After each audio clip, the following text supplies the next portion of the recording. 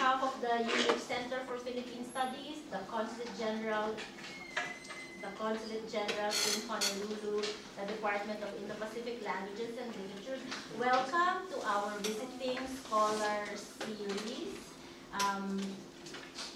Our guest comes to us directly from Marikina, Metro Manila, known to us from his successful stint with the Center for Philippine Studies and Mamacita Foundation's collaboration, Pinoy Food Stories. He will now provide us with a series of lectures on translation, food, and popular culture. If you were here last Tuesday, he discussed his process of translating Noli Pang High School. He is a graduate of Ateneo de Manila University with a degree in Communication Arts and Masters in Basic Education. He now teaches Filipino at Ateneo High School. Anyone here from Ateneo?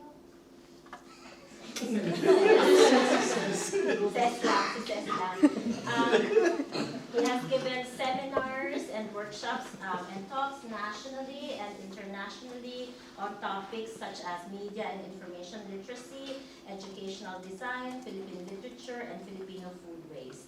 He is editor of Florante at Laura, critical at Interactivo Edition, and translator of Noli Me Tangere for high schools. A proponent of student empowerment, he seeks to promote critical and student-centered learning inside and outside the classroom. His awards include 2000 to 2019 Eagle Fund Award for Excellence in Teaching at Ateneo de Manila High School, 2013 Special Citation for the article Language of the Heart, Crossroads Magazine 2012 Catholic Mass Media Awards, 2018 Special Citation for Best First Six sa Dapit Hapon Catholic Mass Media Awards. Here to present ang pinaka-paborito nating topic, syempre pagkain. Here to present this new talk sa Kabilang Dulang is our special guest, and it is an honor and a blessing and a privilege for me to introduce to you to Sir Paolo Paculan.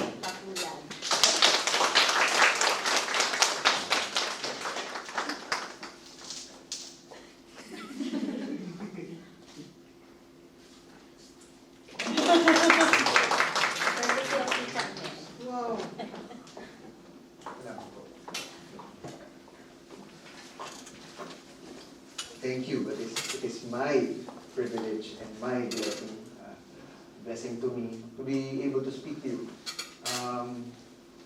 I've been walking around literally like 14,000, 15,000 steps every day. Yesterday I had 27,000 steps. That's another story, but okay, I'll just tell it.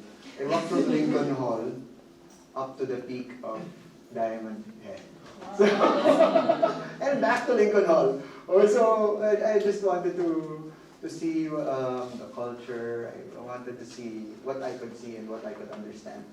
And every day I just feel that I'm talking to my relatives. Okay?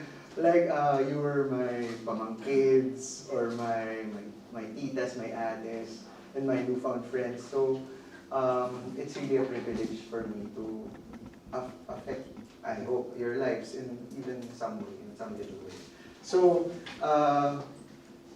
yeah, I always start with this, and those of you who have attended one of my classes will know this, but those of you who don't, let's do this.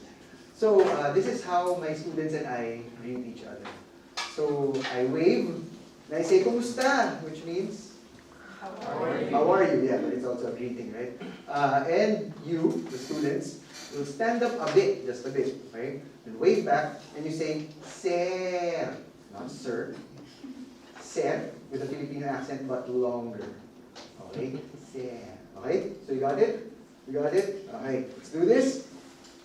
Isa, dalawa, tatlo. Kumusta? Sir! That's something to do it. Okay. So, to motivate you a bit more, let's take a video of it. Yeah. and I keep these as a mementos, you know. So, is it okay? I promise I won't post it anywhere or something. Alright, so let's do this. Ready? Isa, dalawa, tatlo. Kumusta? Ah, very good, very good. This is a very good group of students, right? So, I'd like to thank once again the University of Hawaii at Manoa community for the very warm welcome. Dr. Pia Arboleda, of course. Let's clap for her again. And the Philippine Consulate of Hawaii for inviting me over. So we were just there, so that's why I'm wearing this. To the Mamacita Foundation, who gave us prizes to give away today. Yes, there will be prizes for you later. And to all our colleagues who are here. Wait, let's name them. Yeah, I like naming people who thank you. Yeah, so, wait. Yeah, John, thanks for coming here. Kuya Tonton, thank you. If you want to clap for the next one. Yeah, Catherine, Tristan, Ate Precious, there are yes, okay. Ate Kes. Woo! Yeah. Ate Annie. Or Amy. Yeah. And Tita Ime, thank you very much. Thank you so much. Okay, so this would be an interactive lecture. So get your gadgets ready for the prizes, of course. And as my papa used to say, listo ka. Have you heard that before? Listo ka. That means stay alert. Stay alert. And you might just win a prize. Yes. So now let's start with an exercise. Okay, but it will only work if you do exactly as I say. Okay, cool. Okay. So now, this is what you will do. Cover your right eye. Cover your right eye. Your other right eye. No. Cover your right eye. It helps if you're in the kind of middle. So ma'am, you might want to transfer to the middle. And stare at the circle with your left eye. Alright? Is everyone doing it? Okay. So, now, is everyone staring at the circle? Please staring at the circle. Please raise your left hand. Yeah, okay, thank you. And now, move your focus slowly to the right in the direction of the cross. Towards the cross. Move your focus slowly to the right and notice what happens to the circle.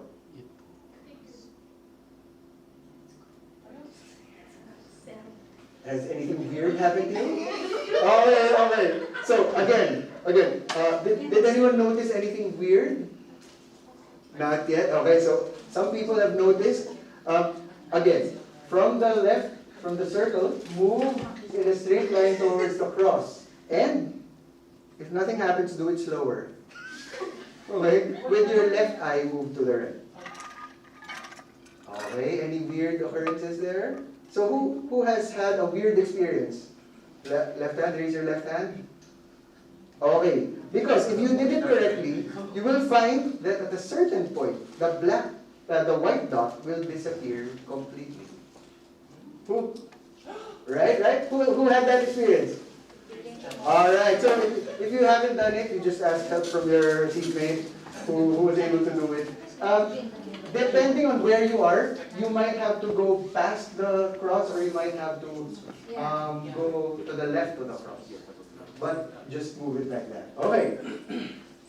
I'm going to wait for the other people to try. So again, who has experienced the thing? Who have experienced it? Ate says you might want to go to the middle so that you can... John, did it happen for you? I'm too far out. Oh, yeah, maybe you're too far. Yeah, but if you want to experience it, you just go to the middle. And yeah, so if you did correctly, that's what will happen. So you may have to move your vision a bit to the left or right or left. Okay, so sometimes this works to those who have done it. Sometimes this works even if you move your head from side to side. So, yeah, you just move it like that, and it still happens. All right. So. Now, this is what is called, get ready for it, the technical term, your blind spot. Okay? It's your blind spot. Very technical, I know. Britannica describes this as the position of the optic disc within the retina. Okay, which contains no photoreceptors. Okay. In simple terms, it's where your optic nerve attaches to the eye. Okay, kind of like the heel where Achilles was held as he was dipped in the river Styx, if you get the similarity. Okay, now, let's do it for a different kind of background. Okay, so do the same thing for this image. Do the same thing for this image. I can do it even if I'm to the... Okay. Don't move your head, just your eye. Just move it to the left, to the right. Move it to the right. Okay. Now you should see the dot disappear, but in its place, what do you seem to see? Look, you'll see the dot disappear, but in its place, there's something you will see. No? No, you don't see anything? In its place you will see, you should see the grid unbroken. Right? You see the grid unbroken. Even if the dot was there. Alright, so, how did this, okay kayo? Ayos kayo? Parang nawawain pa kayo sa nangyari. Okay, sige. So, how did this happen? Well, your brain is filling in the gaps. Based on available information, it's completing the story. That's why we need both eyes to have a complete picture of what's in front of us. Although sometimes we still don't see what's in front of us, but which is a discussion for another time. Okay, could this be what also happens to the story of Filipino food for us? So if I were to challenge you to make a menu, I think this is actually an exercise that Tita Pia, Ate Pia does. So if I were to challenge you to make a menu of 10 dishes that would represent Filipino food, history, and foodways, what would be on that menu? Okay. Can you think of it, or can you write it in your notes app or a piece of paper? So do this for yourself. I want you to have a personal answer to this.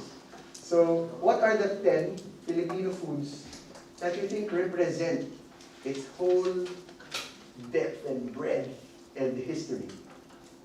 Okay, 10 foods. Curate the foods that you know for us. Some are on number 1. Okay, this is gonna take long. Okay, maybe you can write 3 to 5. Yeah, 3 to 5. Maybe 10 is a challenge for us. Okay, who of you have at least 1 written?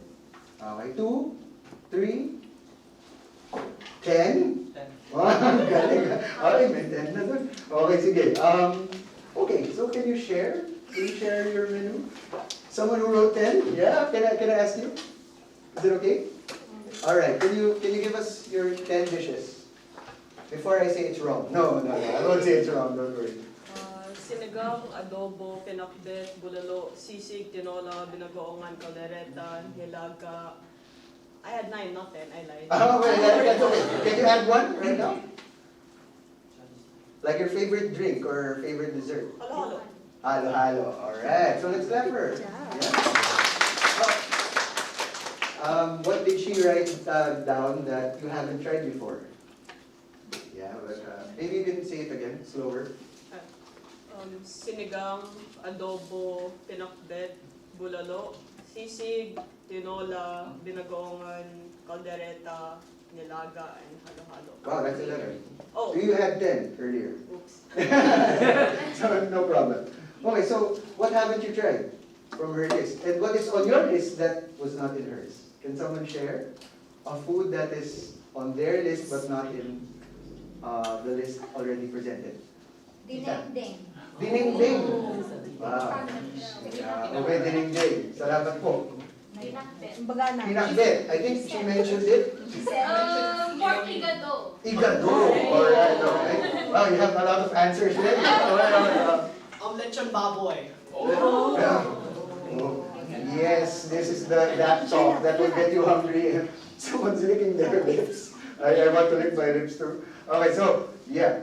What else? Pansit. Pansit. Bicol Express. Yes, sir. Bindonggo. Oh, Bindonggo or Pinapaitan. I didn't even know that name. So, Bindonggo. Bindonggo. Bindonggo or papaitan. Wow. I didn't know that. Thank you po for sharing that. What else? Peach mango pie.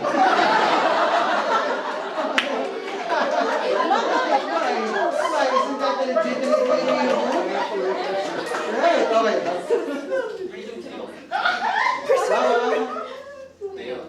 Tuyo. Yes, tuyo. Dang it. Dang it? Yes, dang it! Yeah. Kind of like dang it. I want some dang it. Yeah. What else? What else? Pinapaitan. Papaitan. Okay. Oh, that was not listening. Papaitan. Okay, okay. What else? Empanada. Yes. Palabo? Laing? Right. Oh, KBL. KBL. Kadyos. Baboy lang ka. Baboy lang ka. Right, right. Problema What niya sa else? baboy. Chicken joy. Hili ko sa baboy. Chicken joy. Legitimate Filipino food. Yeah, we can say that now. Okay, what else? Kinilaw. Kinilaw. Sisig, yeah, was already mentioned, but yeah, there are different kinds of sisig, so we can always mention it over and over. Binumis. Ginumis. Good dessert. Yeah, yeah. Okay, anything else? Thank you. Okay, alright, so, yeah, so all of us want to like go out and look for some of these foods. And, okay, so once again, we'll turn to psychology. We could talk about post-colonial theory, Orientalism, misrepresentation, underrepresentation, but those are not my area of expertise. But I am a psych buff, so maybe we can partially explain these phenomena I mentioned, with something a psychologist said. So in his classic book, Thinking Fast and Slow, Nobel laureate Daniel Kahneman introduces the concept of Wisiati. Okay, so he describes it this way. Can someone read? Sir. That word here is that powerful? What? Wisiati. Wisiati. Okay, wait. Sorry. I'll give a context first. So he was telling a story about something that happened to him. Then he's going to explain why that happened. So this is the explanation. At work here, again. At work here is that powerful? Wisiati. What you see is all there is. Rule. You cannot help dealing with the limited information you have as if it were all there is to know. You build the best possible story from the information available to you. And if it is a good story, you believe it. Okay, thank you. Okay, let's have another volunteer. Okay, so for the next part. No volunteers. Okay, ma'am, please. Paradoxically, it is easier to construct a coherent story when you know when there are fewer pieces fit into the puzzle. Our comforting conviction that the world makes sense rests on a secure foundation. Our almost unlimited ability to ignore our ignorance. Right, so thank you very much. Let's clap for our two volunteers. Oh, so, Wisiati, what does it mean? Can we all read? What you see, one, two, three? What you see is all there is. So even though he was a Nobel laureate, he admits that he is still victim to this. So you have this piece of information, you just look at a person for 1 second and you know their personality, for sure, right?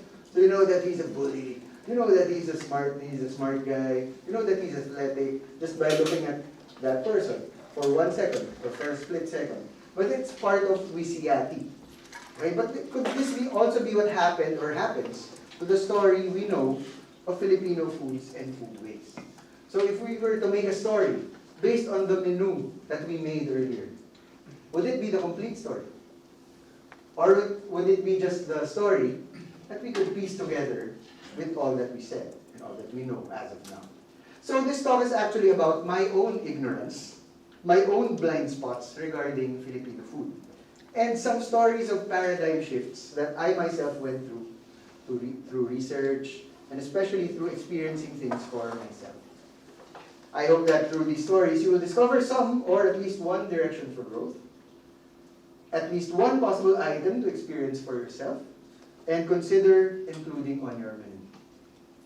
Or that you could see, if you could see my blind spots, please point them out to me so that I will also grow. Or it might happen that along the way we discover some, yes, blind spots, or some, not misconceptions, but incomplete conceptions. Or not misimaginations, but just partial misimaginations. So, here we are. Let's get our prizes and hopefully learn a thing or two on the way. So let's tell these stories. Story number 1. When I used to research indigenous foodways, I used to refer to old Spanish documents, right? So Antonio Pigafetta, Fernão de Magallanes chronicler, kept a very detailed journal. And there are many early Spanish sources that one can lean on. But then I realized that the picture was a very recent one, right? Taken only in 1521. So I think this is precisely what the Filipino department here teaches you. So what about the generations before? Okay, so let's give away a prize. Please open the maleta. Okay. No, they can just go there and maybe choose their prize. Will that be okay? Yeah. Yeah, it's like half a maleta of prizes. And you can put them in the bags if you want. So. Welcome home, Mom.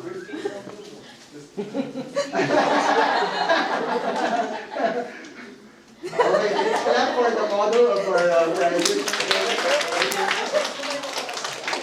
Alright, let's give away a prize. You can choose or they can choose for you. To whomever can give me the scientific name of the new species of hominin. New hominin species discovered in Callao, Cagayan, as well as the age of the fossil. Okay, so two things. The new species and the age of the fossil that was found in Cagayan. Okay? So, what prize are we giving away for this? Tristan? Since it's kind of hard, we have Mama Tina's Java barbecue sauce. Oh wow, that's yeah. Alright, so, yeah, okay. So, now it's time to get your gadgets out and search. What is the name of the new hominin species? Hominin, not hominid, hominin species discovered in the Callao cave, Callao. Callao.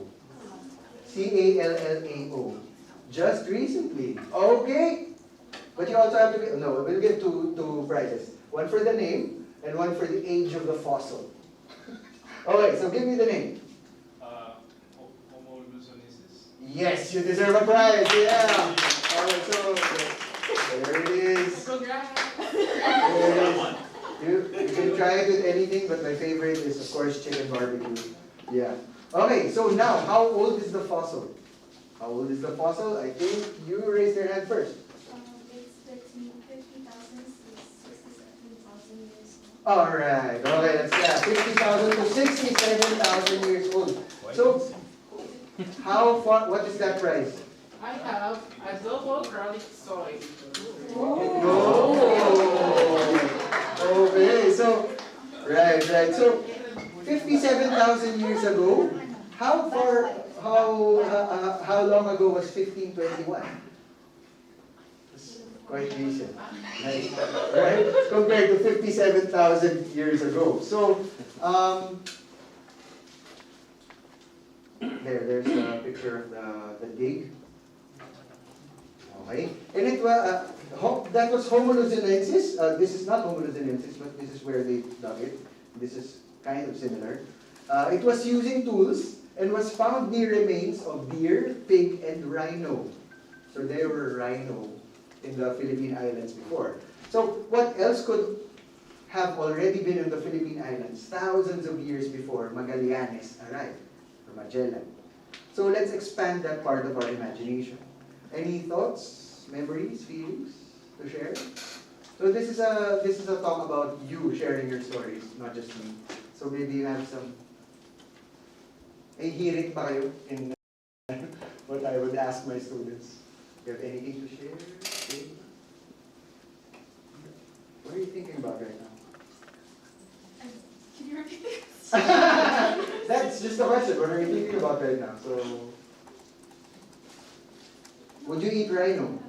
I'm assuming like grain, something. Right, you're right, Rice, right, like right. the early version of rice. Right, you're right, right. Okay, so early species of rice. So thank you. Wow, that's a very nuanced answer.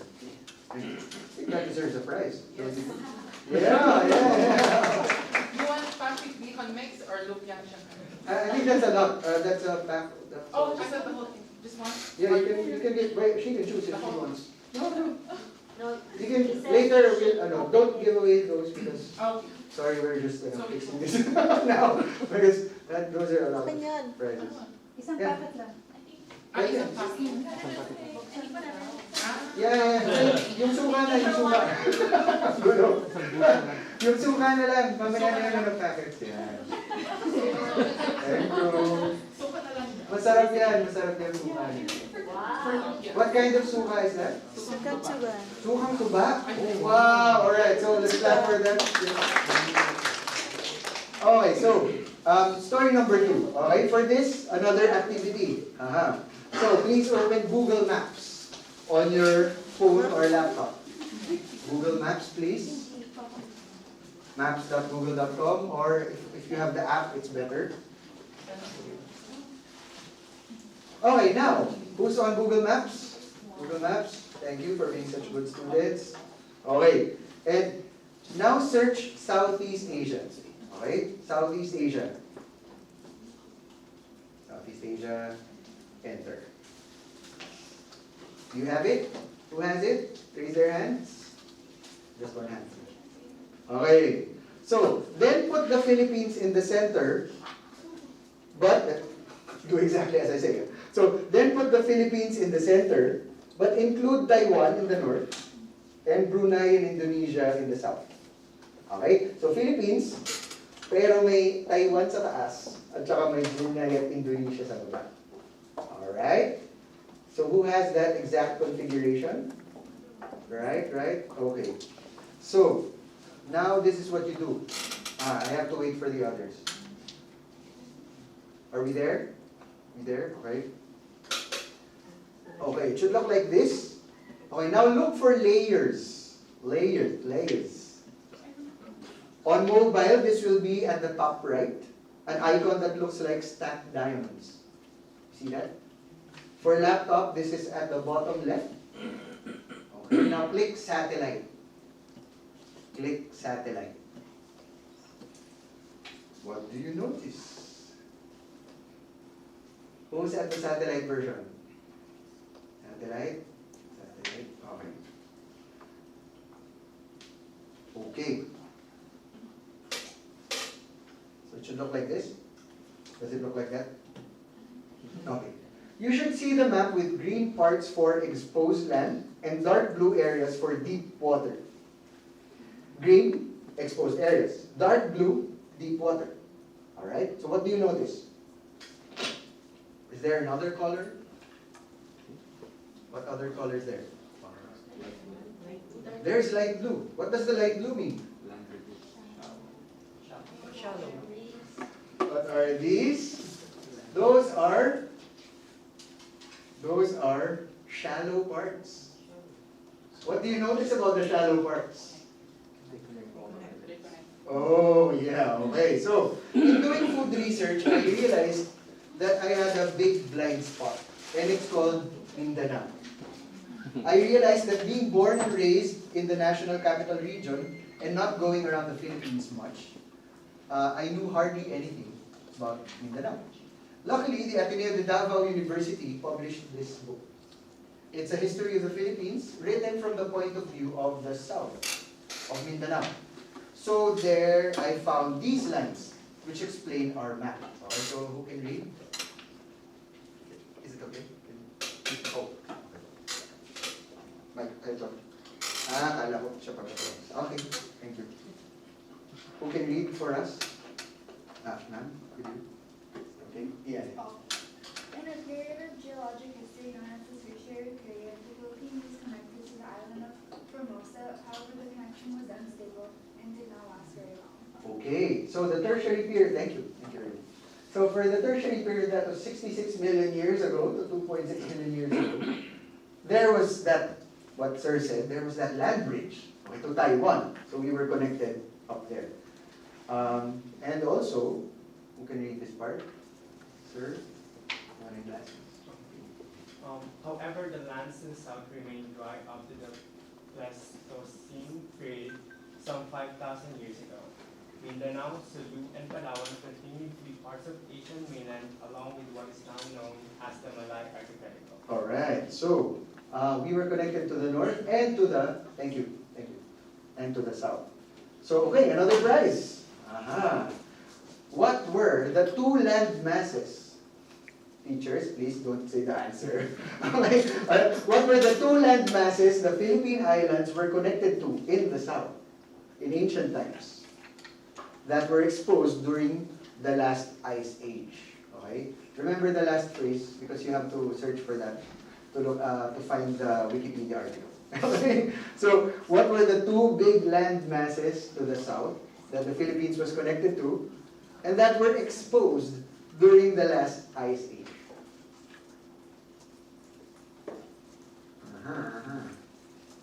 This is part of your stock knowledge. This was not part of my stock knowledge growing up.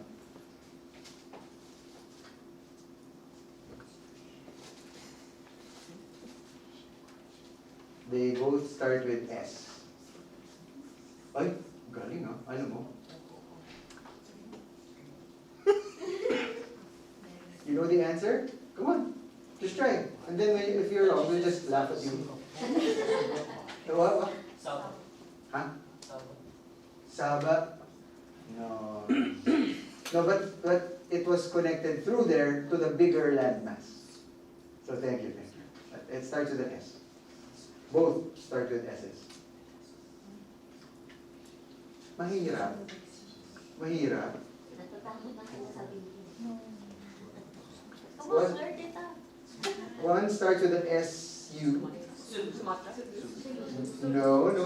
Big land masses, like big land masses. Bigger than the Philippines. Yes. Give it a try. Yes. Sulawesi and Siam. No.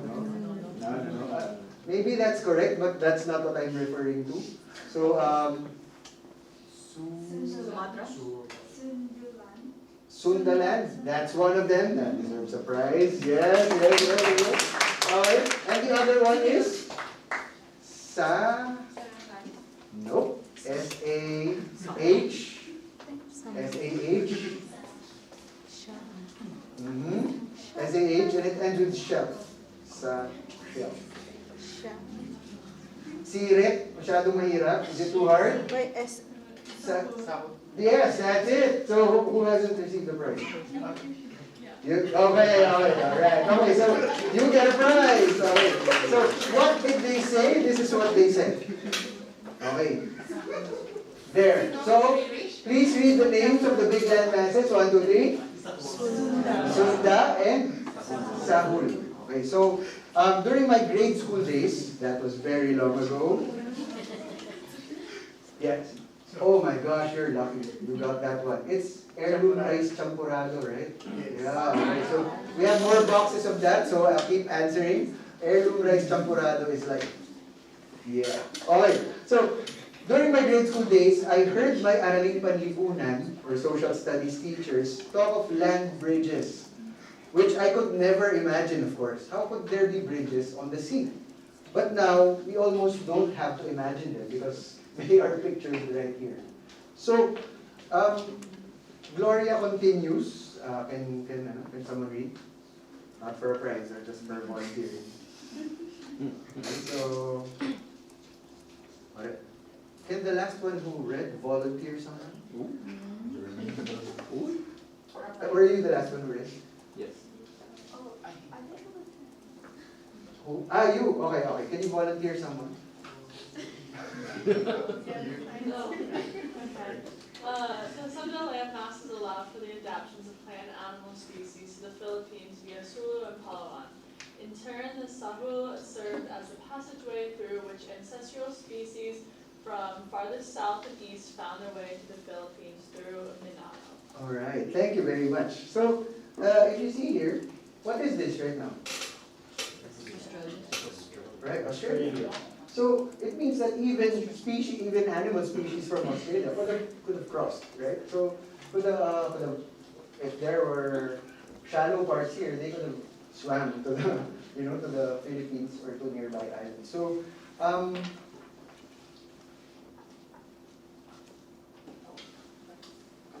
because of this, it would be weird to say that when was the Philippines influenced by Malaysia or Indonesia? Because they were all just there influencing each other, right? So there. So this is this new story for me that people didn't influence us. Maybe we were just one people. We were just a lot of people trading with each other. Maybe these were all just species spreading through these land masses. Okay? So that's the second story. Now I had this problem. I'm going to share a problem with you, which is for number 3. So, who has been to a karinderya?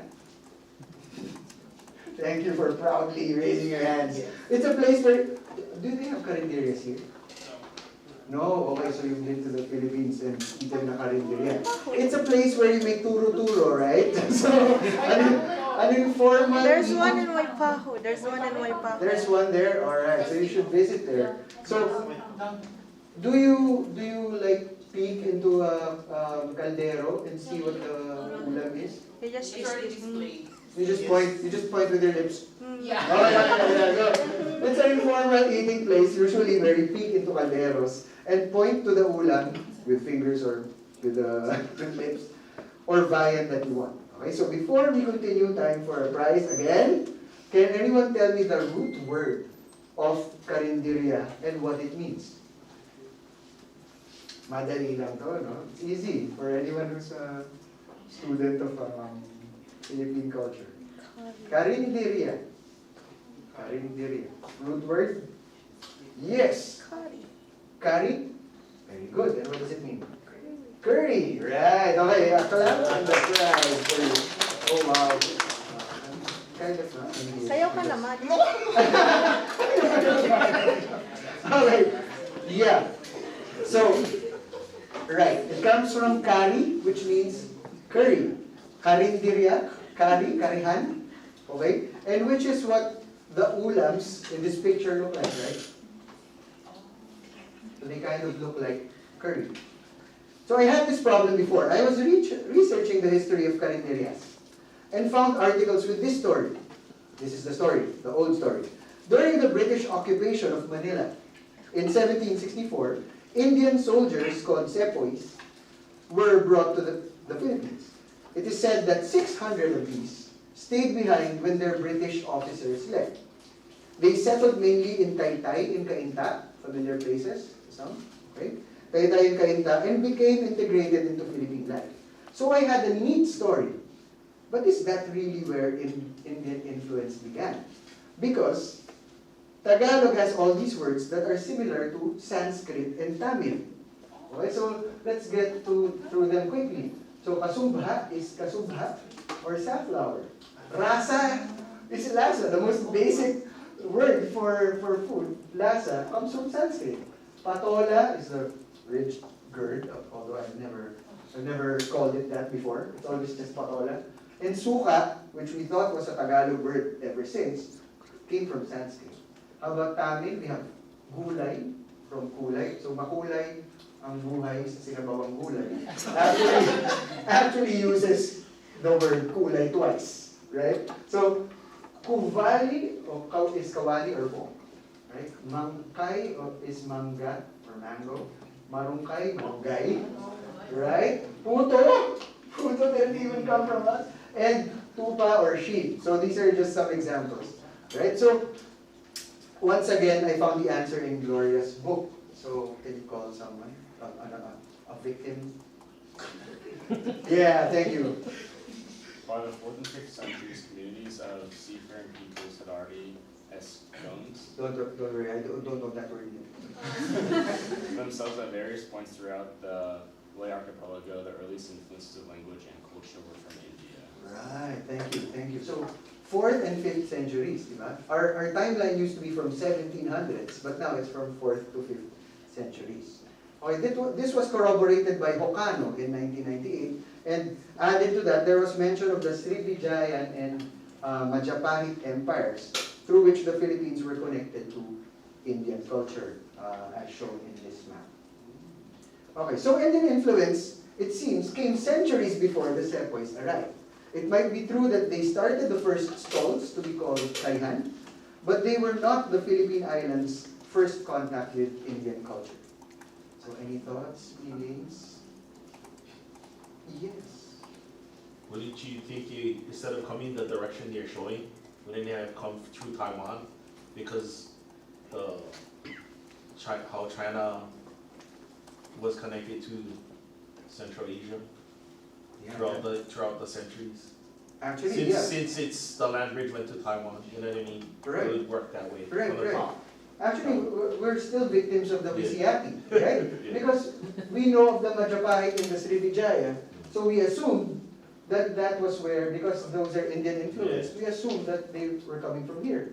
But would it be possible that it came through there? Of course. Yeah. But thanks for pointing that out. That it's also a possibility. We don't discount that possibility. Yeah. So thanks for pointing. Seems like a shorter route. Shorter route. Right? Okay. So thank you. And there was more of a seafaring people too in China. They seafared a lot.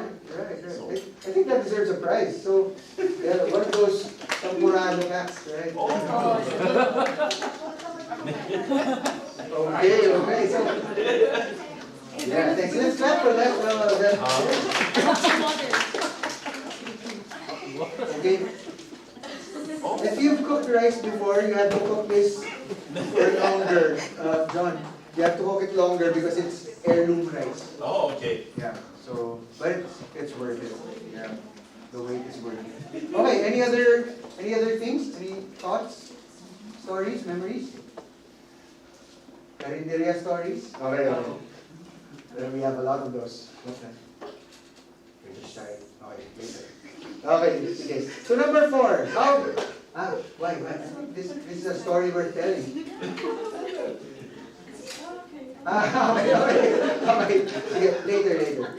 Okay. How about Middle Eastern culture? So, for this part, we start with maps and history, and end with a personal story. So, how did Middle Eastern culture, especially Islam, influence Philippine foodways? So, how I wish the Muslim Filipinos would be the ones talking to you about this now, as is what happened in the MKP webinars, right? With Prof. Siti and Datu Sharif. But I will try my best to tell part of their story, at least parts that I know. So Hokano and Gawing have this to add to the timeline. So I was looking over some books that a library was discarding. So they were there, just waiting to be thrown away. And I happened to see a book entitled Muslim Filipinos, Heritage and Horizon. It was just what I was looking for.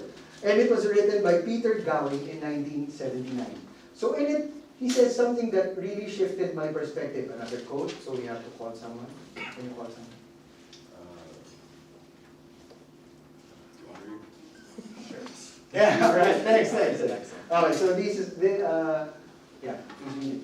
Something often overlooked by non-Muslims and the crucial fact that Muslim Filipinos live in a quite different world from Christian Filipinos. Muslim and Christians are oriented respectively toward two different wider communities from which they draw their religion, culture, law, values, and view of history. Okay, because you read that so well, can you read the next part? Christian Filipinos owe much to the West, to Spain, which brought the Roman Catholic faith and many influences in language, music, art, law, and so on, and to America, which brought the English language, democratic institutions, and perhaps less happily, a Hollywood lifestyle. This is Gawing speaking, okay? So. But the Muslims of the southern Philippines have maintained their roots more firmly in the Islamized Malay world and owe much to the Islamic civilization of Arabia and the Middle East. Thank you. I felt like I was listening to a voiceover of my talk, right? So thank you very much. That was read very well. So this was a very big paradigm shift for me. So of course, all I know of Philippine history and even the books I was reading were really Tagalog-centric, right? So it was centered in not even the whole Luzon, but just around Metro Manila. So now say, when I read Peter Galing who said this in 1979, 3 years after, now reveal my age. 3 years after I was born. So now, this really shifted my perspective because now I could think of the Philippines really as cut in half, divided, even culturally. Because, yeah, the upper half was connected to the west, right? And the lower half was still connected to where they were connected with land bridges, right? So that's why when you go to the market in Zamboanga, there are different products when you go to a market in Batangas, right? So they're really divided. So this is what I myself experienced when I had a chance to visit Marawi in Mindanao after the siege. So yeah. I am ashamed to admit that the food tasted very exotic to me, while I and the Mindanao shared the same nationality and territory. This is something I want you to name. Okay, so prize for anyone who can name this dish. Okay, it's a Maranao dish which is made of chicken. Maranao dish made of chicken. It's a festival dish. Chicken pastel. Yeah. Chicken pastel. Yes? No? Ay? It's a Maranao dish. Starts with PI. But you don't say PI in front of Filipinos. Yeah. Ah, okay. Who said that? That was the right answer. And the right answer is? Pia Paran Amanok. Ah, okay. Have you gotten a prize? You have gotten a prize. Okay, so you can give it away. Who do you want to give it to?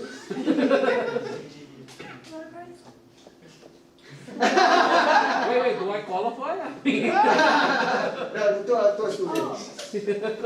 Anyone. It's okay. Whoever raises their hand first. Yeah, okay, the prize, yeah. Yeah, they're just like stories. You're like, you should give them away. So, yes, this is Pia Paran Amanok. Alright, okay. So it pays to be someone's friend. Okay, this is Pia Paran Amanok. Well, my version of the classic Maranao dish. Of course, it was nothing compared to the real thing I tasted there. Pia Paran Amanok is chicken stewed in coconut milk with roasted coconut shavings. Yung nyog, tinusta muna. So, tinusta muna siya bago siya ihalo dyan. And palapa. We'll talk about this later. Palapa is the Maranao condiment that is almost all of their dishes. So, the other picture, this other picture is of my son. Who is familiar? Oh, now I miss him. Okay, sorry. Okay, it's of my son who is familiar with many types of suman. Suman? Anyone who knows suman? Who has tasted suman? Okay, thank you. But who is savoring dodol for the first time. So it might even be the durian flavored kind. Okay, so they have durian flavored suman there. So later on I found that dodol is the name of a similar food in Indonesia. Dudul. Dudul. Okay. This experience was followed by another one which I was blessed to have. A colleague sent me a mini dulang of tausug food for a milestone she was celebrating. A prize to whomever can tell me the name of the black soup in the center. Yan. Okay, it's a tausug braised beef or goat soup. Tausug braised beef or goat soup. It's not dinuguan. You know why, Ate Pia, you know why it's black? Because the other one used toasted coconut, right? This uses burned coconut. So it gets its flavor from charred coconut. Okay, so yeah, that's good. And it's called? Tiyula.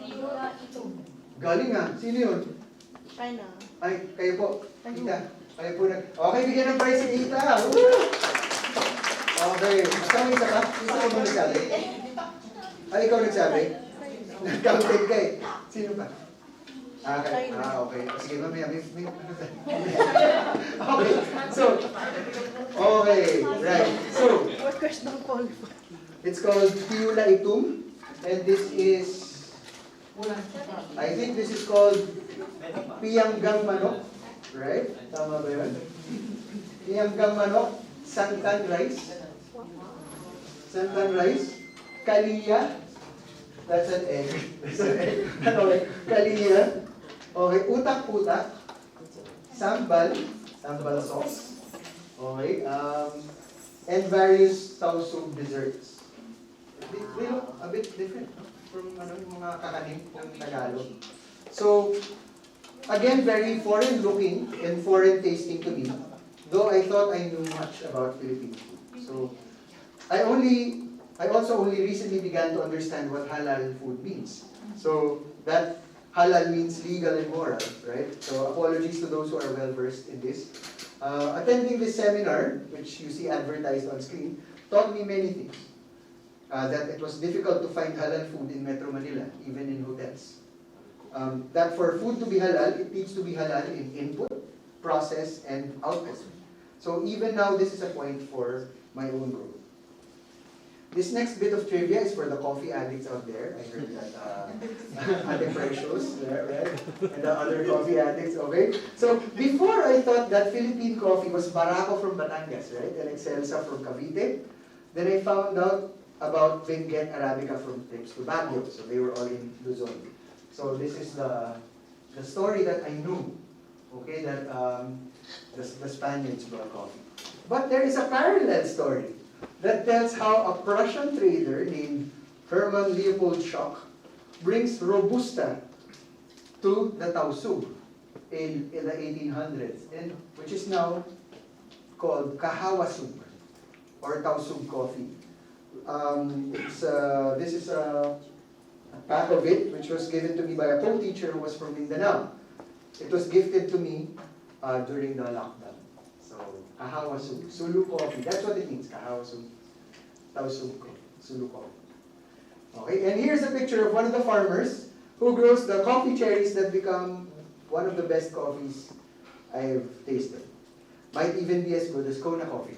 Okay, but I'll leave it up to you to decide. Okay, so you have to taste Davao coffees also and compare it with the coffee here, which is very good, by the way, coming from a coffee nerd.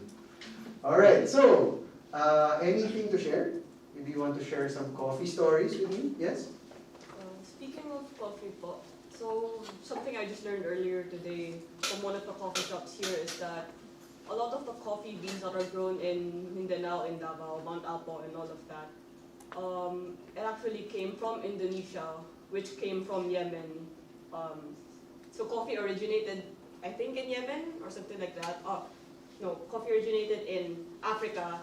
It ended up in Yemen, and there was a Dutch guy. I don't know what his occupation is.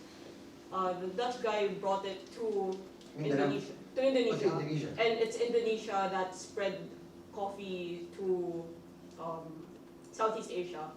Because it's Brazil that brought it to the West, but it's Indonesia that brought it to Southeast Asia. And because of Indonesia's proximity to Mindanao and Mount Apo, like that's where it's from that where they started planting all of the coffee. So Indonesia coffee, that's where you get the best coffee. Where? Mount Mindanao? Apo. Mindanao. Mount Apo. Are you from there? Yeah, Davao. Davao coffee is great, but like Hawaiian coffee is also great. Yeah. Hawaii coffee. Yeah. It's good. Yeah. So, okay, thank you. Thank you for adding to the story. Yeah, that deserves a prize. Do we still have prizes? Is the maleta still? Yeah, we still have a lot there. Alright, okay. We still have prizes to give away. Because we're just on number 5. Okay. Okay, the Philippines has how many languages now? Has 7,100 islands, right? And 170 languages, I think 150 last count. Oh, what happened to the 20, right? So, what would explain this? A common logical explanation, Visiati, would be that islands work as natural separators. And each island or group of islands has its own unique language, culture, and foodways. Right? Clear, story clean. This is problematic for several reasons. For two reasons. One, water has never been a separator for peoples living in the Philippines. Right? Many of whom are natural seafarers. And some of whom, like the Badjao, even live on the sea. So there are many cases of, and two, there are many cases of ethno-linguistic groups living side by side in one community. So it's not that island separation. It's really cultural separation, somehow. Okay, so just recently I asked a Bicolano, who are Bicolanos here? Or who have Bicolano heritage? Oh, no one? Oh, okay, anyway. So I just asked a Bicolano if he was going to the fluvial procession, or the procession on the river, of the Virgen de Peñafrancia. And he said that it was mostly the Bicolanos from Naga who went, and he wasn't from Naga. That was in a small place. It was only Bicol, right? And he wasn't going because he wasn't from Naga.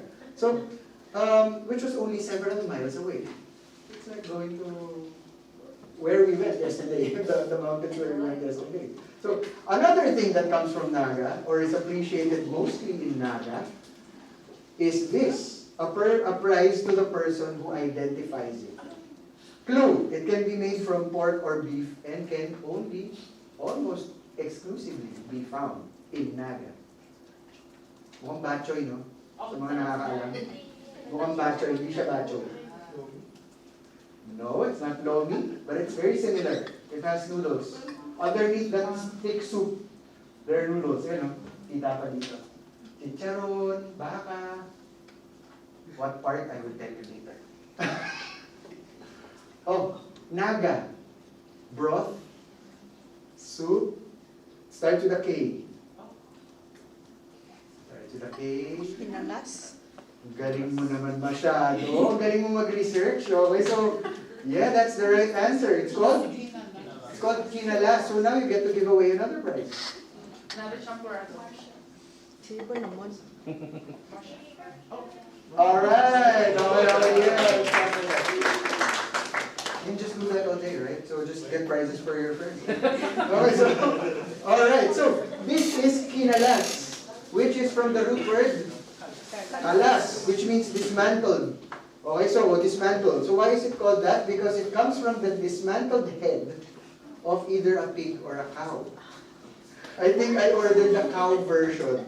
So do you want to taste it now? Well, you know, I was there for a seminar, and then our driver, he just said, "Sir, nasubukan mo na ba yung Kinalas?" What? What's Kinalas? Have you tried Kinalas? He was asking. Ano yun? Ay, nako sir. Dadali kita doon. So, I will bring you there. So, it was that highly recommended. So, even though I knew it was dismantled head, you know, I just had to try it, and wow, you just have to try it. It's very gelatinous, thick and hearty, eaten with calamansi and hot sauce, and puto, which I was not able to see before I finished my bowl of Kinalas. Okay, and this is the back of the head of the person which brought me there. Okay. Okay, and also, you see the prices. Okay? How much is that? Kinalas with age 53? That's even less than $1, right? So you get one of the one of the world's best food, I think, for less than $1 when you go there, right? So if you bring it here, you should sell it for more than like $5, $10, because it's really world class. Okay, so number 6. Okay, number 6. Anything to add? Would you eat dismantled pig head? Sure. Yeah, right? Right? Yeah. Of course. Who eats ox brain? Ox brain? It's the same thing, right? So, yeah, you eat ox brain. Okay, what else? And sisig. Your favorite sisig is actually the face of a pig, right? Yeah. So, yun. Okay. So, not a far-fetched idea. Okay. Anything to share? Any strange soups where you come from? Filipino in the Philippines? Alright. Okay. So thank you for attending. Okay. Okay, number 6. No, nothing to share, huh? Sure, huh? Okay, sige, game. Next. Sometimes I ask my students, anong naiisip ninyo pag sinasabi kong taga-tribo? So what do you think about when I say tribo? If we were to admit to the image programmed into our own minds that is conjured by the word tribe, what is it? Like people in G-strings, right? People in G-strings, right? Dancing around the fire, right? So that's what tribe means to us. But then, I tell them, taga-tribo ka rin. May tribo ka. Tribo ang Tagalog. Tribo ang Ilonggo. Tribo ang Kapampangan at iba pa. And that's what story 6 is about. When we imagine indigenous foodways, we imagine ancient history or uncivilized peoples in G-strings. But in fact, indigenous foodways are alive and well, and are still one of the most sustainable ways to prepare food. In the MKP webinars, I recounted my experience with the Aitas of Malipano, Zambales. I had mistakenly labeled it Pampanga because our jeep climbed up the mountain from Pampanga. The mountain was so big that it spanned several regions, areas. This was in 1997. I think you can see the shadow. It was early morning, so we took a jeep, a special kind, which was third year. Who has ridden a jeep? Jeep? Filipino jeep, right? Jeepney. Okay. A special kind which was third year and built for the mountains from Pampanga. I rode taplog. Who knows taplog? Taplog? Okay, sir, what is taplog? On the roof. On the roof. Okay, so it's top load, right? So I wrote top load from, okay, my skin was white from the volcanic ash stirred up by the jeep in front. I literally ate its dust. Okay, it was ash from the 1991 Mount Pinatubo eruption, which they say spewed so much ash that it reduced the world's temperature by half a degree centigrade. So it was a hard ride, not very long. But then we had to continue climbing to our host families. On our second trip, we had a chance to witness a graduation ceremony in the community's public school, which gave us just enough time to return to the families who hosted us before, only to find that they were no longer there. This was, this was from our first visit. I don't recognize the person in the middle there, but I recognize the shirt, the pants, and the sandals as mine.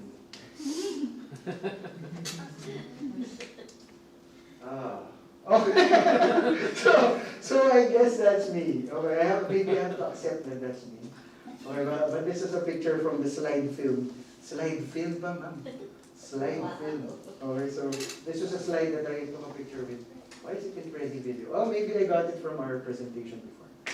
Okay, so my host family had to transfer to another part of the mountain with more resources and to allow the previous place to regenerate. Right? So we had to descend the mountain again on foot and, because of the graduation, in the dark. Two locals, Aitas themselves, were kind enough to accompany us. They made torches from bamboo and could light the way for some of us. They chose the girls of our party to guide and asked me to take point. Lalaki ka eh. Because I was the male. I had to lead the group and trek with only the moon to light my way. Once the guide suddenly jumped in front of me and said, "Bangin yan." Okay, it's a cliff. I was walking straight into a cliff and I didn't see it. It was that dark. I hadn't noticed that I was walking off a high ridge. But we had two bonuses that I will not forget to this day. The first was stars. Stars like I had never seen them before. Constellationless, because they were so many. Like grains of rice piled onto a black plate. I thought to myself. And another bonus. Ano yun? I asked the guy. What is that? I saw a big round light which looked like a flashlight bulb and pulsing a signal to the left. No one could tell me what it was. It was only after I went down that I found out it was the hail bomb coming. which you can verify passed near the Earth in 1997. So I saw a comet like in the complete darkness, you know. So yeah, that's for almost walking to my death. Okay, so the next day, I went with them to go to another family's temporary house. And on the way, almost without stopping, one of our guides was picking what looked to me like the tips of prehistoric ferns, right? Tips of prehistoric ferns. A prize to the one who can give me the Filipino name for this food. Aha! Ako. Pako! Yeah, that's that. Okay. Right. Last temporary. Last na, swerte. Okay. Dalawang araw ka natin, sis. Okay, but we have other stuff. Okay. Okay, and on he was picking this pako, and it turns out, okay, prehistoric ferns, and then also almost without stopping, he was getting green mangoes this size, right? Green mangoes this size, just while walking, getting like that, pulling it, putting it somewhere. I don't know. I don't remember anymore. So I was wondering, wow, ano kaya ulam namin? What will we eat later? So it turns out that was exactly what we had for lunch. Pako and green mango. Stewed briefly in some water with no salt. My stomach, which had been accustomed to a lot of meat, refused to feel full. And we felt hungry pretty soon afterward, and we still had to go down the mountain, right? But when I came down from there, I almost became a vegetarian. The food up there was so full of energy and life. I remember the first time we were trekking, going with them on their daily routine of gathering from the mountain what they could sell. We had to stop at a river since it was already lunchtime, so I don't have an actual picture of the river. Someone had brought bigas, yeah. So they brought uncooked rice, and while some of us were enjoying a dip in the cool water because we were so sweaty, they cooked rice. But no one had brought a saingan or rice cooker. So how did they do it? Okay. Bamboo, right? So that's what they got, a segment of bamboo which was abundant in those mountains, got a window into it. Can you imagine? Through which you could see the hollow inside. There they placed the bigas and river water. Then they built a fire with some more bamboo and dried leaves. They made a simple prop beside the fire and placed the bamboo rice cooker on its side. There it cooked. It took a long time, more than 30 minutes, about an hour. But again, it was an unforgettable experience for me. I even forgot what our ulam or viand was. I only remembered the rice and the unique way it tasted. Okay. Bamboo was used for many things, even as a cup for the instant coffee that we enjoyed on one of the cold mornings we were there. Okay, actually brought you something.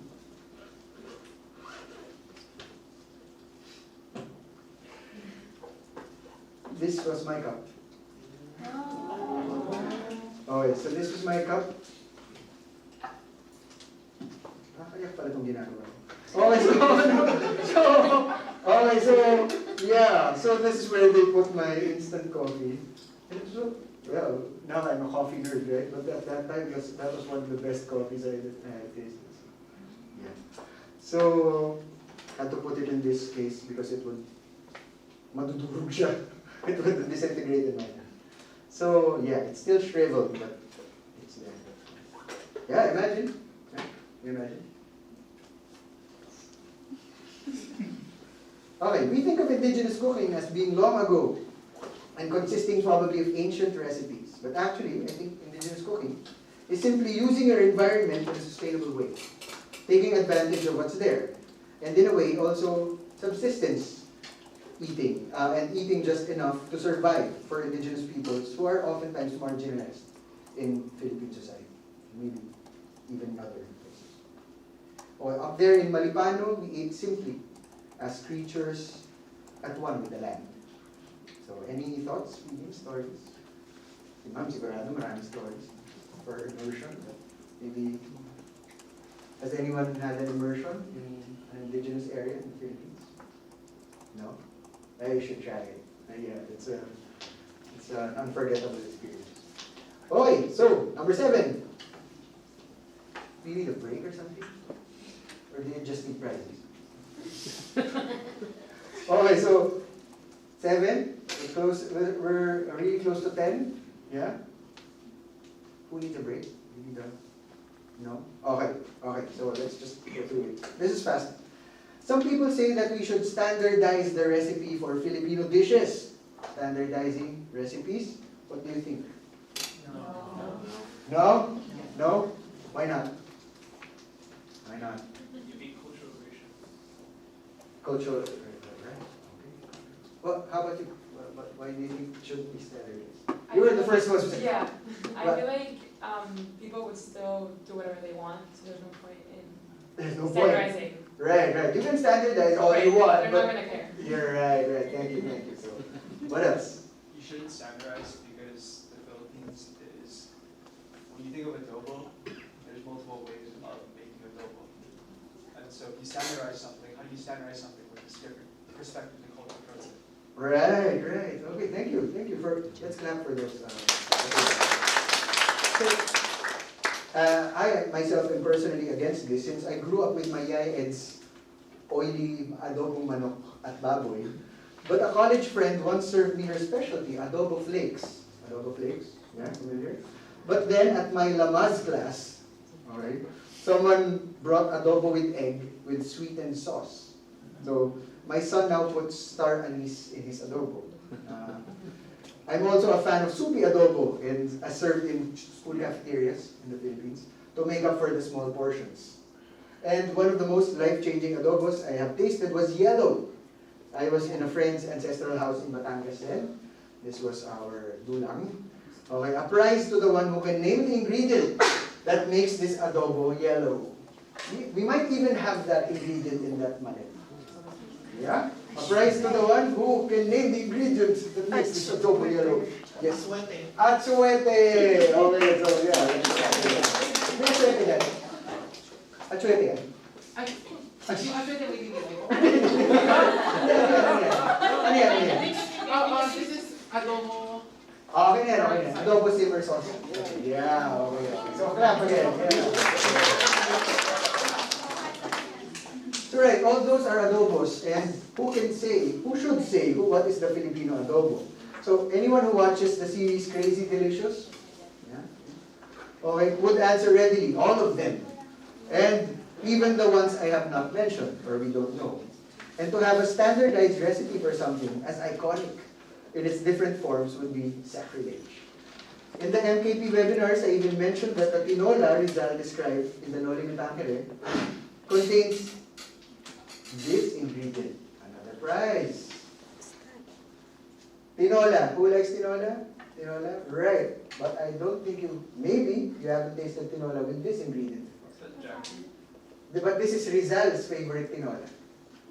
Okay? If you can name this ingredient, you will get a prize. Yes. Kalabasa. Okay, so, but you already have a prize? Okay, so you can give it away? Yeah, okay. So, yeah, Rizal's favorite tinola had kalabasa and I think we can give away more prizes. So, yeah, thanks for attending. And what is this? If you can name this, you get a prize. Meron ba? May prize? Okay. What's that? Who hasn't had the prize? That's the right answer, but a lot of you answered. Do you have a prize already? Yeah. I'll give one to him. Okay. Right. So, just give one to him. Okay, sige. O dahil maraming ingredients dito, isa-isahin natin. Ito, ano yan? Gizzard, right. Okay, balon-balunan. Balakpakan tayo. Balon-balunan. Okay. Alright. So, that's it for number 7. Anything to share? No? Okay, sige. Next one. Let's breeze through these other ones. Okay? So, common narrative. You can substitute ingredients. Yes, but you'll never get the flavor that the actual recipe has. For example, one cannot make palapa without, may prices pa? Isa na lang yung naka-jar. Okay. May, alam mo, batuan. May batuan dyan.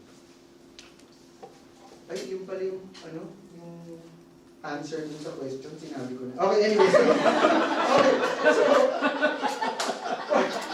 okay.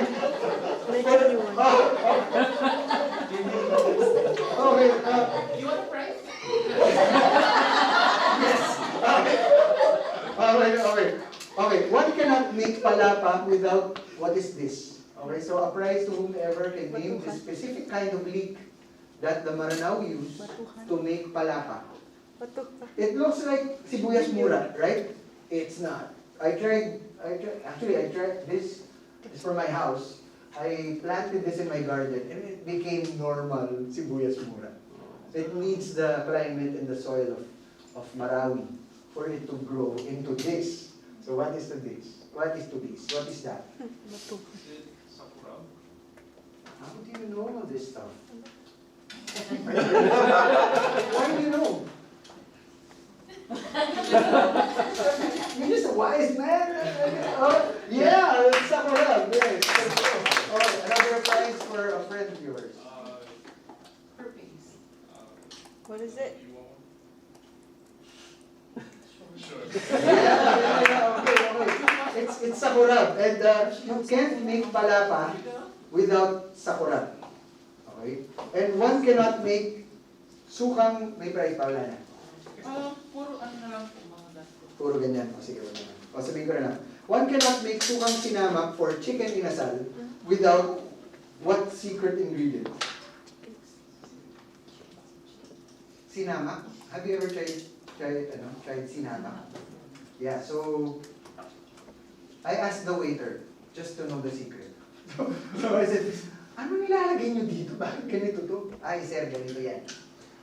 So he told me the secret ingredient. And it is, islang kawas or galanggal.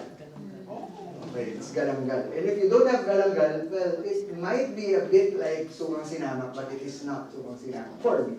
Okay, so one cannot make ilonggo kansi without the answer I said earlier. Okay, so that's the secret souring ingredient, which is called batuan. Okay, but of course, number 9, yes, we're almost ending. It's equally wrong to say ingredients are unsubstitutable. For example, what is the most surprising ingredient of sinigang that you can think of? Tamarind, yeah. Okay. No, that's actually, if you use real tamarind, that would be surprising because not many people use real tamarind anymore. But what is the weirdest sinigang ingredient you've ever heard? Watermelon, right? Right. That's kind of strange for me. I would try it. It's a restaurant. Okay. But the weirdest I had heard before you said that was strawberry sinigang. And I thought it wasn't real. But a simple Google search will show you many pictures of strawberry sinigang. Okay. So, but those Filipinos would say it's really weird, right? Okay, but listen to this. Maybe this is one of the last things I would say because I have a guest speaker. Okay, Doreen Fernandez, the famous food historian, of course, says the core of Filipino cooking, is still there because the core is to use the freshest ingredients available to you. And for Filipinos in other countries, there is this creative use of available ingredients. I want to try it actually, so if you happen to cook it, please, please tell me. Okay, now, it is time. I've been telling you my food stories, my food memories, and some stories of people I met. But you have your own stories here in Hawaii. So now for this last part, I'd like to call on someone who had been a chef for 10 years in places such as Florida, Maui, Washington, D.C., and who work in Michelin-starred kitchens. In Switzerland and Dulang. And who we are privileged to have as one of our teachers. So here to share her stories of Filipino food in Hawaii, here's Ate Ces Hoxo!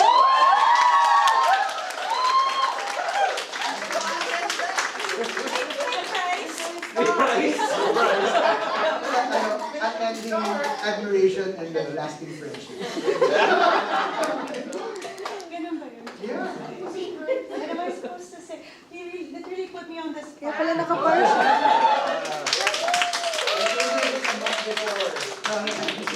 Yesterday afternoon, 5 p.m. Can you guys hear me without the mic? No. No.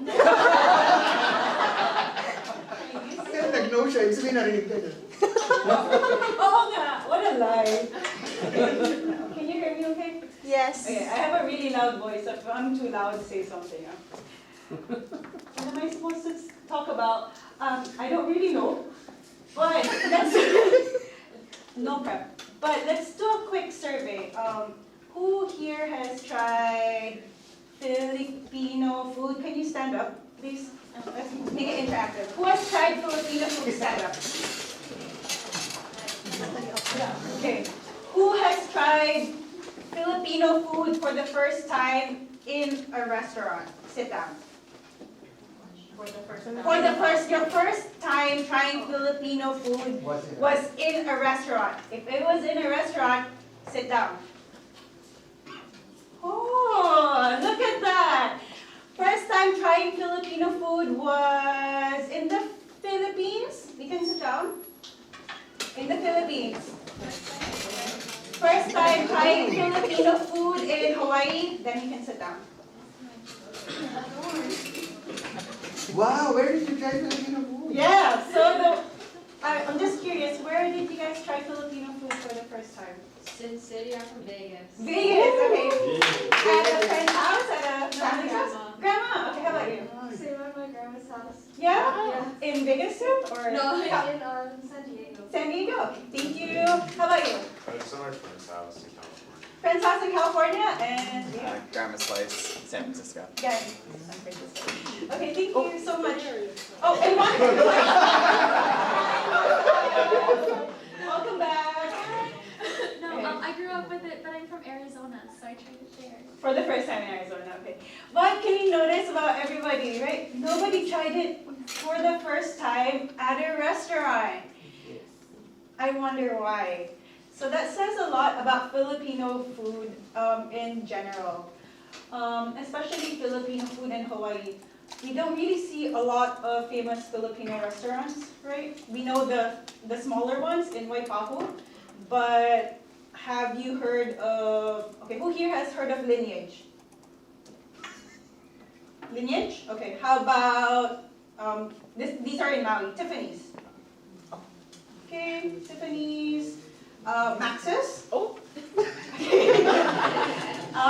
Jollibee. Alright, so these are what we know of Filipino food in Hawaii, right? For the most part, we know Jollibee, we know Max's, we know the chains, partly because they're affordable, partly because they're familiar. We know family who knows about them. We heard it from our friends, we heard it from our grandparents, we heard it from our uncles, aunties, right? Who here has tried, other than these people, the turo style kind of Filipino food? Karinder, yeah, right? So for those who aren't familiar, you go inside, there's a case, and you pick what you want to eat, and then they give it to you in a box, right? They scoop it out for you, even like school cafeteria style, almost. Anybody in Oahu? Yeah. So very, very few. We don't really see Filipino food a lot, but we experience them, as you can see, all the time, with friends, with families, with people we cherish, and that's how Filipino food is here. That's how we know it. We know it personally.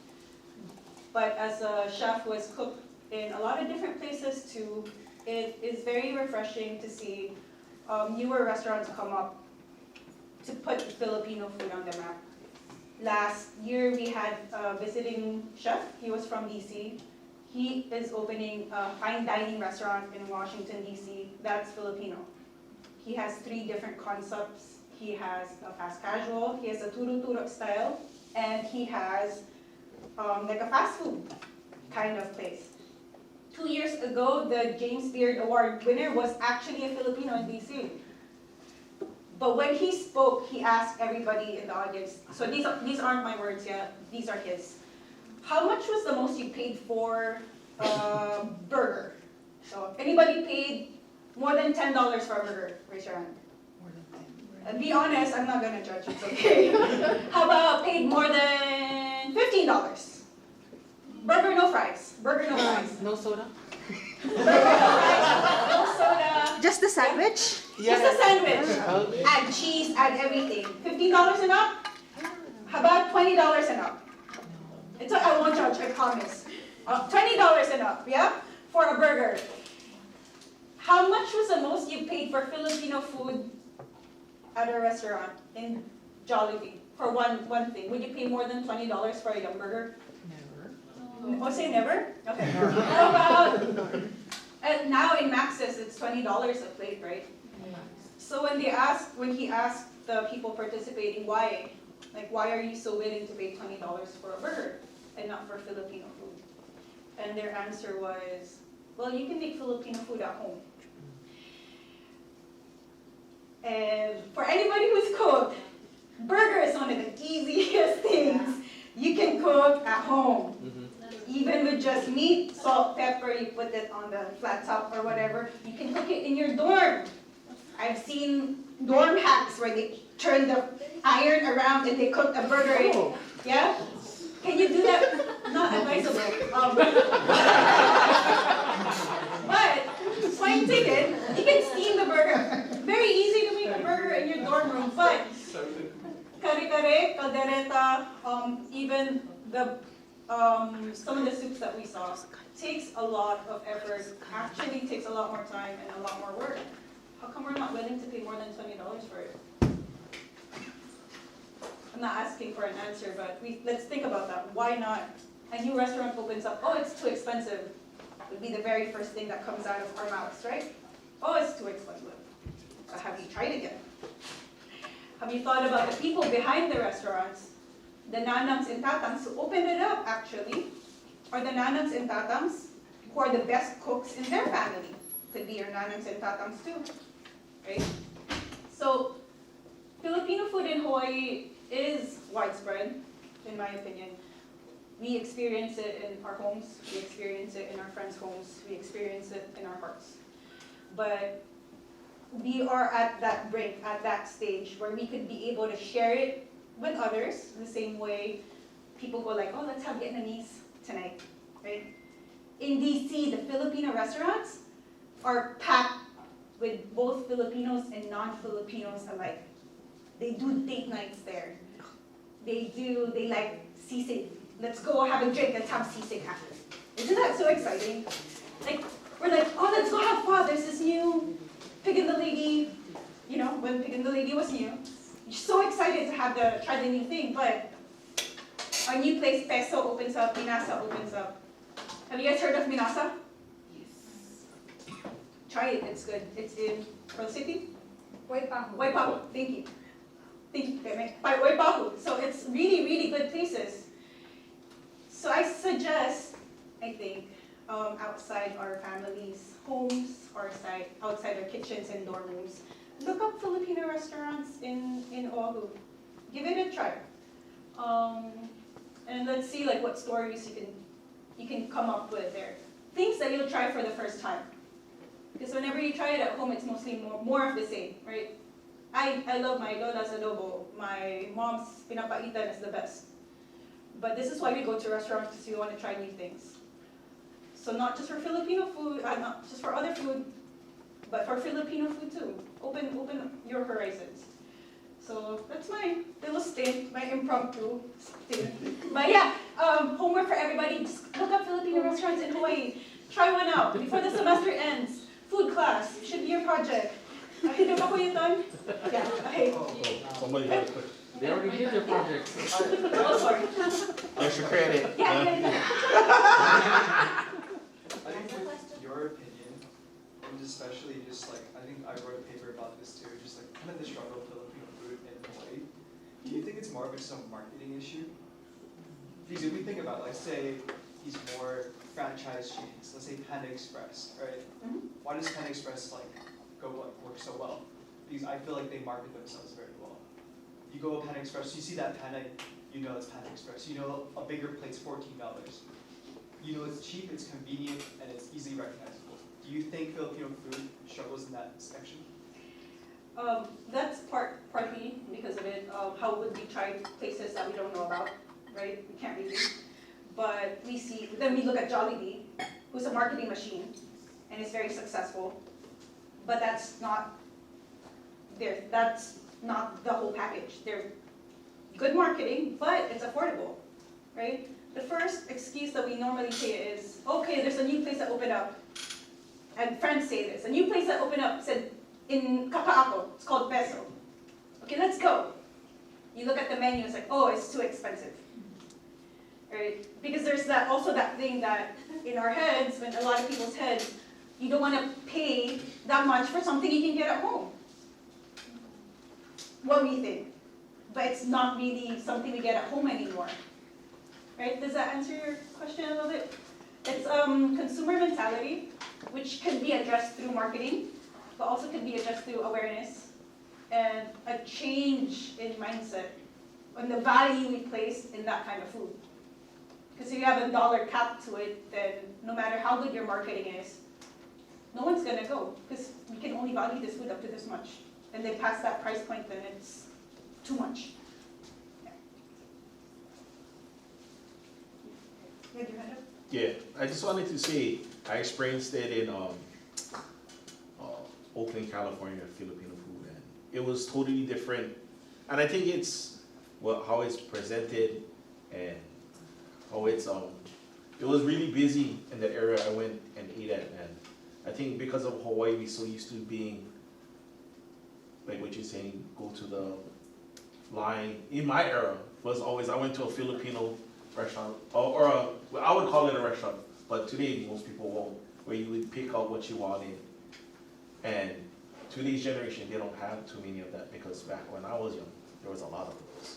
But eventually over time, it moved away from doing that. So that's why the concept of when you go to a restaurant, you're so used to, as my generation, eating cheap foods. So when you go there to pay more, it's like, I could have bought that for less. So that's why for Hawaii, it's a hard concept to break away, because plantation time, we eat cheap, we live at our means, which is minimal. So that's why Hawaii's market is really hard, versus MENA, it's different. They're so used to it, classier, higher end things, versus Hawaii. Thank you for that insight. Disclaimer, I wasn't born or raised in Hawaii. I spent a good amount of time in Maui, but that kind of insight. Thank you so much. So there's one thing to connect both stories actually. So I feel like, one of the biggest issues for me, someone who's born, raised, and I live in the Philippines, is the cost. It's understandable that, yeah, you pay more for things that you can't get at home, and with the whole mentality of, I convert everything to peso, so everything here is expensive to me. So when I cook at home, I know that all of this will cost this. And you want to support, but at the same time, there's that thinking, I have to try things I don't try at home. And that, not everyone is from the Philippines, not everyone lives there. You guys are from here. To relate that to the marketing, I think the struggle with Filipino restaurants is because it's marketed towards Filipinos. It needs to be, Panda Express isn't marketed towards the Chinese. It's like, if you market that towards the Chinese, you're kind of, dishonor on you, but so I think that's one thing Filipino restaurants here need to do, is market it towards other people, because Filipinos, I try to bring my mom there, and she's gonna like, I can make that better at home. Or my friend's mom, even in the Philippines, she'll never go to a Filipino restaurant because I make it at home, it's cheaper, it's better.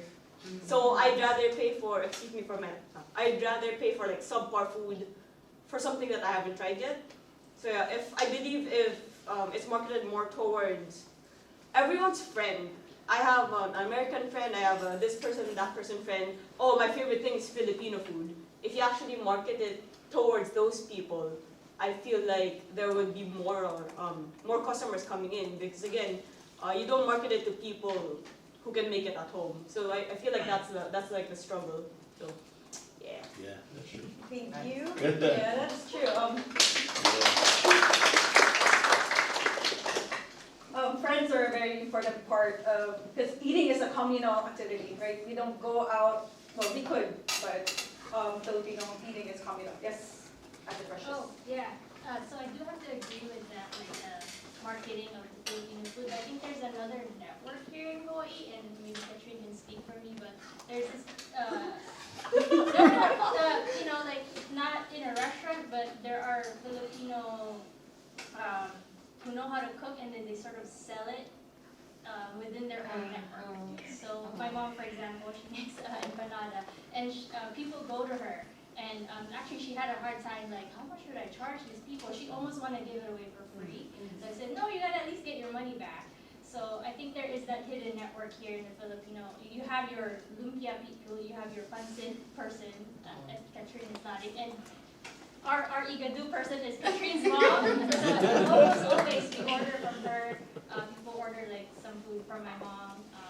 And I'm thinking this whole network is huge. We just don't know about it because they're only selling within like their Filipino community also.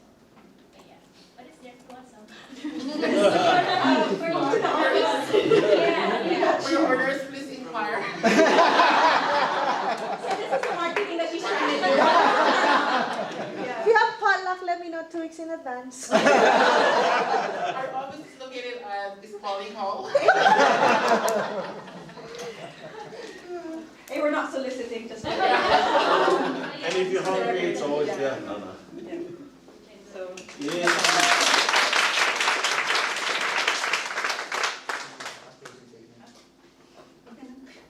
You just want to say one more sentence. Filipino food is continuously evolving even in Hawaii because there are a lot of Filipino chefs who are born here in Hawaii and they take those traditions with them when they create these new foods. So sometimes even the Filipino restaurants that we think are just purely Filipino actually are heavily influenced by the Hawaiian heritage or heritage of not being Hawaiian but being local. So try those out. Lineage, it's in the name, lineage. He pays tribute to his lineage, Chef Sheldon Singer. Yeah, he won Top Chef if you didn't know. So yeah, that's it. Yeah, thank you. Thank you, sir. Exceeded my expectations. Thank you very much. Actually, I was really enjoying all your stories, and I want to hear more of them because when I make a talk, I always have an objective. And my objective today was for you to share your stories, and maybe to share my own to you. So it was an exchange, and in the end, the story of Filipino food is not something you learn. It's something that is still being written by all of us. Okay, and even by those who don't have Filipino heritage and try Filipino food and love Filipino food and want to eat it, they're part of the story. And it will never stop being written. So please share your story or your stories. If you have Filipino ancestry, even if you're just a fan of Filipino food or you just tried Filipino food, share your story. Because without it, the story of Filipino food will forever be incomplete. I would like to end with this picture of my bunso again.